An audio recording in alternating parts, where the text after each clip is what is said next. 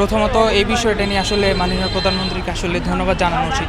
কারণ আমরা যদি আগের বিষয়গুলো খেয়াল করি তাহলে আমরা দেখব, বিশেষ করে নিউ মার্কেট এরিয়াতে আমি ঈদের সময় আমার ফ্যামিলি নিয়ে মার্কেটে যখন আসছিলাম, মানে টোটালি যে হাঁটা চলা করবো, মানে নিঃশ্বাস ফালাবো যে এরকম জায়গা ছিল না। বাট এখন জিনিসটা যেহেতু এখনও কিন্তু প্রপারলি কাজটা হয়নি, বাট যেহেতু উদ্যোগটা নেওয়া হয়েছে, আমি আজকে দেখতেছিলাম যে সরকারি লোকজন এসে এটা জিনিসটা লিস্টিং করতেছে যে হকারগুলোকে কীভাবে সেপারেট করে দেওয়া যায়। তো ওটার ক্ষেত্রে খেয়াল করলে দেখা যাচ্ছে যে মানে এখন মোটামুটি যখন এটা সেপারেট করে দেওয়া হবে তখন মানে আমাদের যান চলাচল হিসাব করা বা লোকাল বাসগুলো আর হকার এই দুটা মিলে মেইনলি আমাদের রাস্তাগুলো স্টাক হয়ে যেত। বাট এখন যেটা দেখা যাবে যে মানে রাস্তা দিয়ে মানুষ একটু ইজিলি আরামসে চলাফেরা করতে পারবে। মেইনলি ফুটপাথটা কেন দেওয়া, এটা আমাদের চলাচলের জন্য দেওয়া। তো এই ক্ষেত্রে আর কি আমরা একটু বেশি সুবিধা পাবো যে আমরা আরামসে ফুটপাথে চলাফেরা করতে পারবো। আর না হলে আগে আমরা যেটা দেখতাম মানে ফুটপাথে আমরা চলাফেরা করতে পারতাম না। মেইনলি মানে এই যে দোকানগুলো ওরা এমনভাবে শুধু যে ওরা দোকান দিত এমন না, ওরা মানে আশপাশে এমনভাবে করে রাখতো বা ওদের কাস্টমার সব মিলে মানে রাস্তা মানে ওদের দোকানের জন্য হয়ে গেছিলো।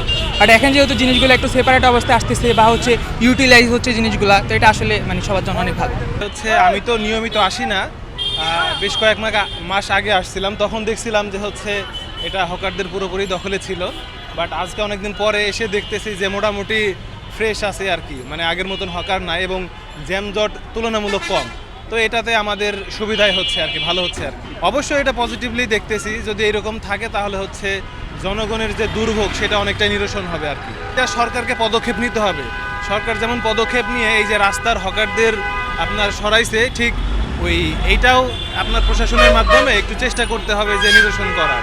ওরা তো চেষ্টা করবেই, মানে রিক্সা চালক ভ্যান চালকেরা তো আসার চেষ্টা করবে। এটা যদি প্রশাসন উদ্যোগ নেয় তাহলে এটারও সমাধান আমি মনে করি যে আছে আর কি।